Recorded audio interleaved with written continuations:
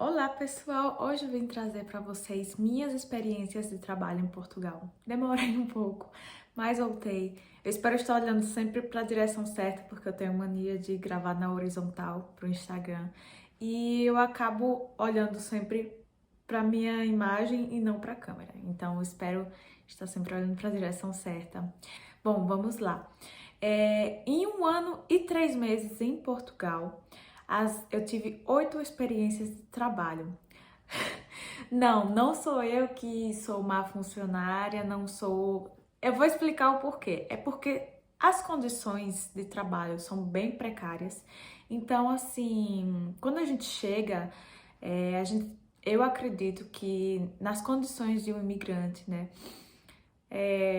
a pessoa tem que ir com cabeça aberta para trabalhar de maneira honesta, mas sem escolher tanto.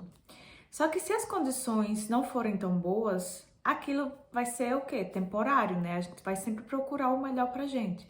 E aí por isso que eu trabalhei em tantos lugares, né? E também quando a pessoa chega, ela precisa ter no mínimo os documentos básicos para poder trabalhar, que é o número fiscal, o número da segurança social, em alguns casos, abertura de atividade e não sei como está hoje em dia para quem chega. Na época que eu cheguei, ainda aceitavam você trabalhar sem manifestação de interesse. Mas eu acho que hoje em dia você precisa, no mínimo, ter a manifestação de interesse para trabalhar em vários lugares. E para ter a manifestação de interesse, você precisa dos documentos que eu citei anteriormente. Então, na época que eu cheguei, eu ainda consegui emprego sem os documentos básicos, tipo, eu consegui emprego só com o número fiscal. Só que eram empregos, obviamente, né, para aceitarem essas condições, bem precários. Só que eu aceitei por quê? Porque cheguei com a quantidade de dinheiro, só que eu já estava gastando esse dinheiro em aluguel, já estava gastando com comida, com transporte, enfim, várias outras documentação, várias outras coisas, né? Meu primeiro emprego foi em um estande de joias em aço. Foi bem precário, né? Como eu disse, porque eu só tava com o número fiscal. Então, imagina-se que para aceitar minhas condições também, eu tinha que aceitar as condições deles. Eu saí, eu não fiquei nem, acho que 2 semanas. Nesse instante, eu não tinha horário de trabalho, eu não tinha horário para comer, eu não tinha dia de folga. Tipo assim, se a dona ligasse de manhã, eu tinha que ir de manhã, se ela ligasse à tarde, eu tinha que ir à tarde, eu não podia ter uma vida, sabe?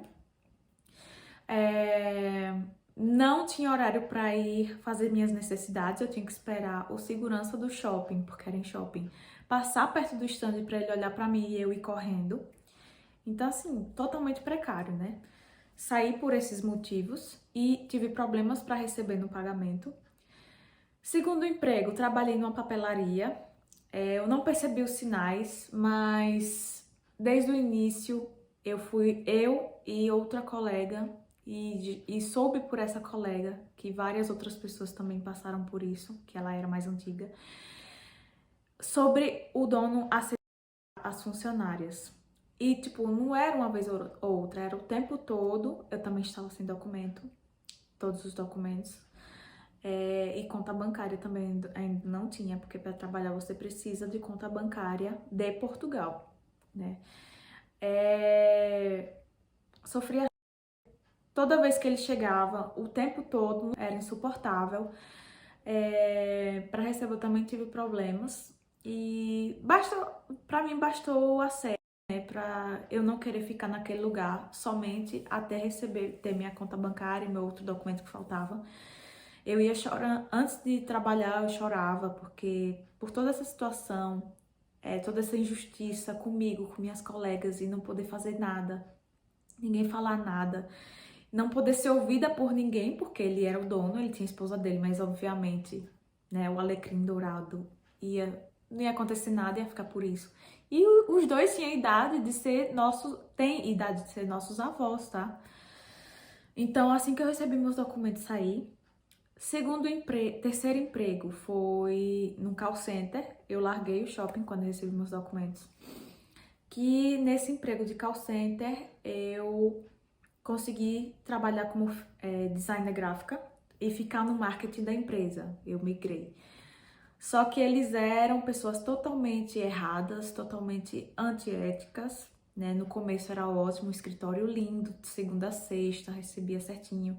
Até eles demitirem todo mundo, assim, do nada, e não querer pagar, mas pagaram porque, né, eu sou bem chata com isso. E tem que entender o mínimo de lei, tá, gente? Porque até então, todos os trabalhos que eu citei, eu tive problemas para receber. Na verdade, todos os trabalhos, desculpa, até engasguei, que eu tive e que outras pessoas que eu conheço teve, na hora de sair, teve problemas para receber. Não vou generalizar, mas infelizmente na hora que tu sai, acontece muito isso em Portugal, tá? Então, eu sempre digo isso, tenha sempre uma economia. Nunca viva só com seu salário, porque isso vai dar muito ruim. E eu falo isso por experiência própria. Nessa época do call center, eu vivia com o valor só do meu salário. Até eles fazerem o que fizeram, né? Tirou a gente do nada, sem aviso prévio, sem nada. A gente não tinha nem contrato. E eu tava sem a manifestação de interesse ainda. Eu fiz a manifestação sem contrato, porque eles não queriam dar, mas eu era recibo verde, então eu joguei lá o recibo verde e acabaram não aceitando. E nessa época eu me vi em desespero, tive que fazer várias coisas ao mesmo tempo para poder pagar minhas contas. Foi quando eu tava passando pelo Instagram procurando emprego desesperadamente, vi anúncio de festa, mandei mensagem perguntando se eles estavam precisando de freelancer. O cara disse que sim. Nos encontramos numa feira de arte. Eu fui até com uns amigos que eu pedi pra ir comigo, né? Porque eu tava com medo. E aí ele foi. Nesse dia que ele me conheceu, ele até pagou, já adiantado, por um part-time de 4 horas. Não tinha dia certo pra trabalhar, eu só tinha que mandar as artes que ele pedia em 4 horas de trabalho. Aceitei, né? Que já era metade do salário, já conseguia pagar alguma coisa. Nessa, ele me propôs para panfletar para essas baladas, né, para anunciar o evento, no inverno, no frio, no vento, na chuva. Aceitei porque eu precisava de dinheiro. Ainda levei umas colegas. Nessa época, teve mais um emprego que eu esqueci, que foi nessa época que eu conheci essas colegas. Eu comecei também a limpar o apartamento que eu morava, né? Tive que falar com o dono que eu não ia ter condições de pagar o aluguel naquele mês, eu já morava lá há um tempo. Se eu podia pagar no mês seguinte, junto com o outro aluguel. Ele disse que sim, que estava precisando de uma pessoa para limpar, porque a gente que morava não limpava. Ia sempre uma pessoa, uma vez na semana, para limpar. E aí ele disse que estava sem essa pessoa, que é uma amiga minha. E aí eu disse que podia fazer, né? Então eu já tava como freelancer, panfletando, limpando o apartamento. E aí eu comecei a fazer e ele já descontava do valor do aluguel e disse que aceitaria eu pagar no mês seguinte. Aí eu comecei a fazer. Nessa época eu consegui um emprego no café, numa padaria que é bem conhecida. Saí também porque fui assediada. Não fiquei quase nada, como eu já tinha passado pela situação anterior. Foi um basta pra mim, sabe? Não ia aceitar. Bastou uma vez, já pedi demissão. E nessa época eu entrei num call center, outro call center. Era segunda a sexta também, não trabalhava feriado. Só que as condições deles eram um mês de treinamento.